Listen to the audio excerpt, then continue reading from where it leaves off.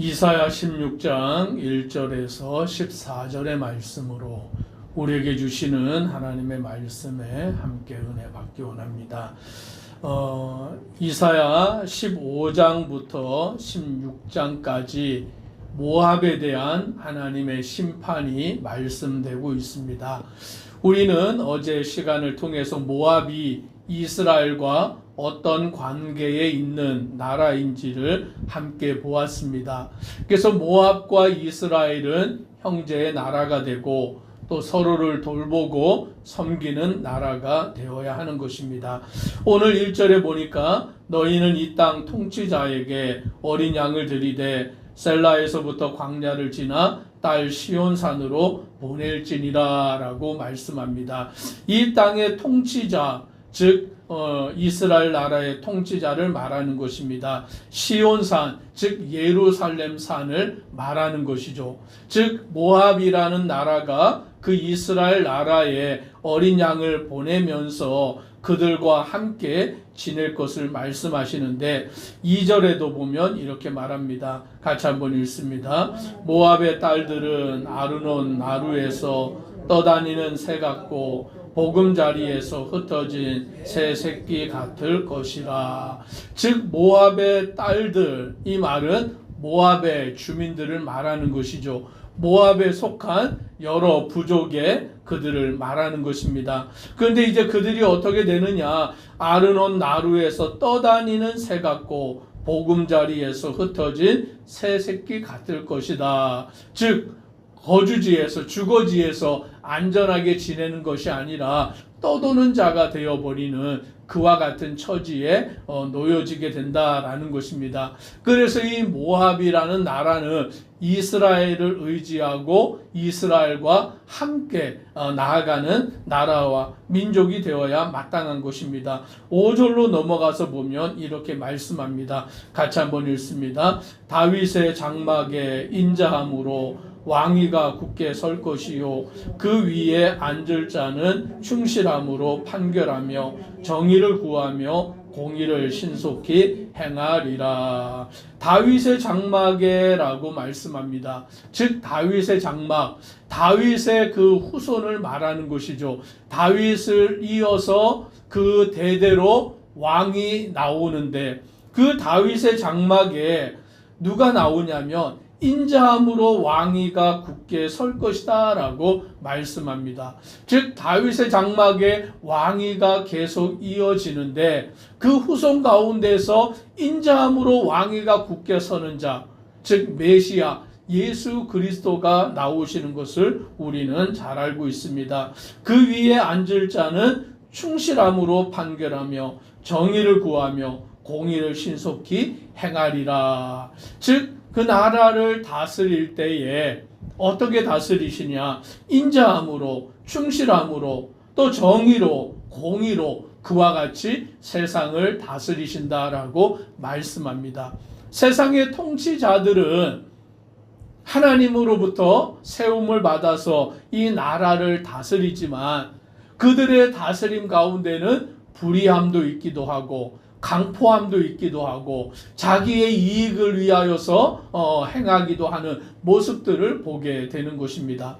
그러나 다윗의 장막에서 이제 나오시는 분, 그 메시아 예수 그리스도가 다스리실 때에는 인자함으로 충실함으로 정의와 공의로 이 세상을 온전히 다스리신다라고 말씀합니다. 그러므로 오늘 우리는 메시아를 바라보는 자, 예수 그리스도를 바라보는 자로 나아가는 성도 되기를 소망합니다.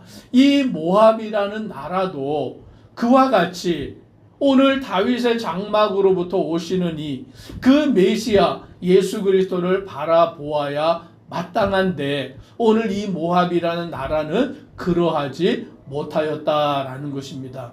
그러면 어떠하였느냐? 6절에 보니까 우리가 모압의 교만을 들었나니 심히 교만하도다. 그가 거만하며 교만하며 분노한보 들었거니와 그의 자랑이 헛되도다라고 말합니다. 즉 모압이라는 나라가 오늘 다윗의 장막으로 오시는 메시아 예수 그리스도를 바라보고 그 안에 살아가야 되는데 오늘 이들은 그러지 아니하고 교만한 자들이 되어버렸습니다.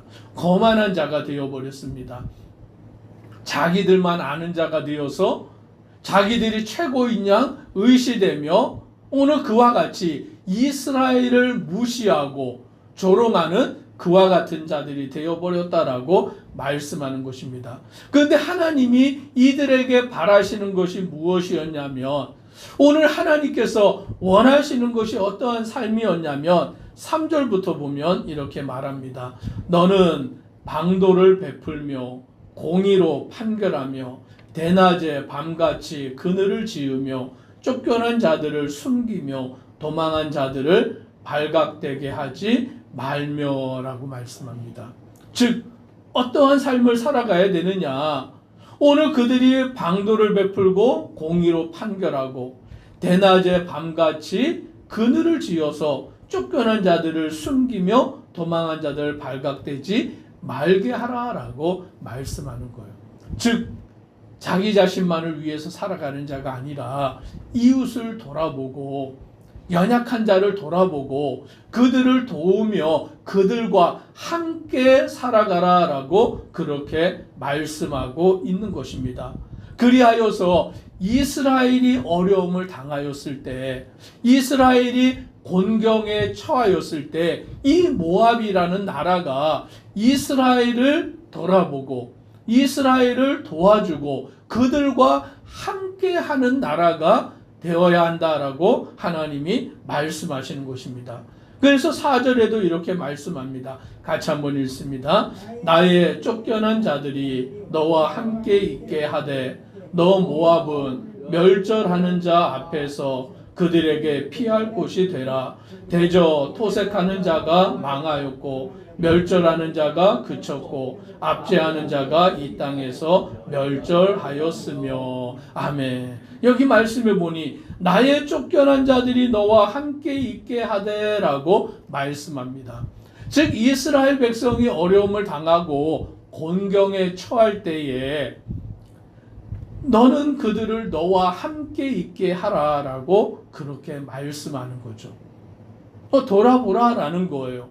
그들의 어려움을 살펴주라라는 것입니다. 그리하여서 함께 하라라고 말씀하시는 거죠. 그게 바로 하나님이 원하시는 자들의 삶의 모습이다라고 말씀해 주고 있는 것입니다. 오늘 여기 말씀에 따르면 토색하는 자는 망하고 멸절하는 자는 그치고 압제하는 자는 이 땅에서 멸절하리라라고 말씀해 주고 있습니다. 강포히 행하는 자, 연약한 자를 돌아보지 아니하고 그와 같이 행하는 자들은 결국에 멸망을 당하리라라고 말씀해 주고 있는 거예요. 그러니까 오늘 저와 우리 성도님들도 이 땅을 살아갈 때에 어떠한 모습으로 살아가야 되느냐라고 하면 우리 주변에 연약한 자를 돌아보는 자로, 우리 주변에 정말 힘이 없고 약하고 공고함에 처하여 있는 자들을 생각하며 그들과 함께 나아가는 삶이 바로 하나님이 원하시는 삶이다라는 거예요. 이스라엘 백성들에게도 하나님은 무엇을 요구하셨냐면 이스라엘의 경내에 고아가 된 자나 과부가 된 자나 나그네가 된 자들을 그들을 돌보고 함께 하라라고 말씀해 주시는 것이죠. 즉 이스라엘 백성들은 하나님의 은혜로 살아가는 자들이기 때문에 내가 하나님께 그 은혜를 받았을 때에 마땅히 우리 주변에 있는 가난한 자들, 연약한 자들, 힘없는 자들을 돌아보며 그들과 함께 살아가는 것, 그것이 이스라엘 백성들의 삶의 모습이 되어야 하는 것입니다.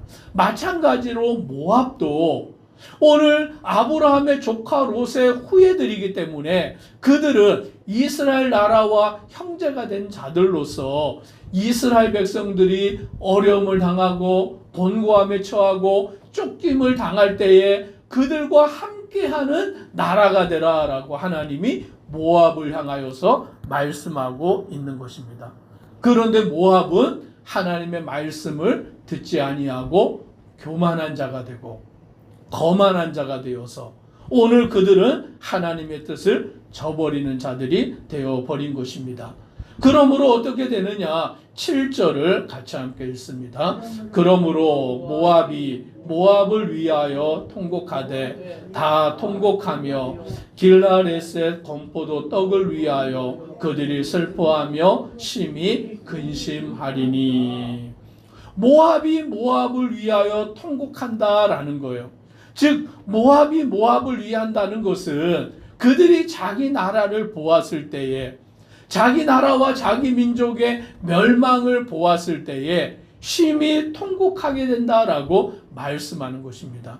교만했는데, 거만했는데, 자기들만을 알고 그렇게 살아갔는데 이제 그들이 하나님의 심판을 통하여서 멸망하게 될 때에 자기들의 그 처지를 보면서 통곡하게 되고, 그들이 좋은 모든 것들, 심히 좋은 건포도 떡이나 포도나무나 또는 모든 그들의 무역을 통하여서 얻은 것들이나 기름진 밭에서 얻은 것들이나 이런 것들이 다 그쳐버리고 그들이 멸망에 처하게 되었기 때문에 그들은 심히 통곡하고 낙심하여 넘어질 수밖에 없는 처지가 되어버린 것입니다.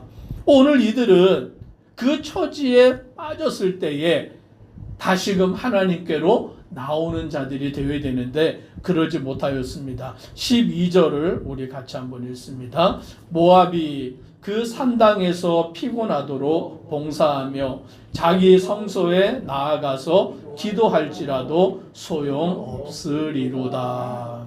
여기서 산당과 성소는 우상을 숭배하는 것을 말하는 것이죠. 오늘 이 모압이라는 나라가 그 우상의 숭배에 빠져서 우상에게 기도할지라도, 피곤하도록 기도할지라도 그 일은 소용없는 그와 같은 일이 되어버리는 것입니다. 왜냐하면 하나님께서 이들을 향하여 심판을 작정하셨고 오늘 그 심판은 분명히 이루어지게 되기 때문이다라고 말씀하여 주고 있는 것입니다. 오늘 우리는 이 말씀을 통하여, 이 말씀은 단지 모압만을 향한 말씀이 아니라 우리 모두를 향하신 하나님의 말씀인 줄 깨닫기를 바랍니다. 즉 우리가 주를 믿고 주를 섬겨 나아갈 때에 어떠한 삶을 살아가야 하느냐라는 것이죠.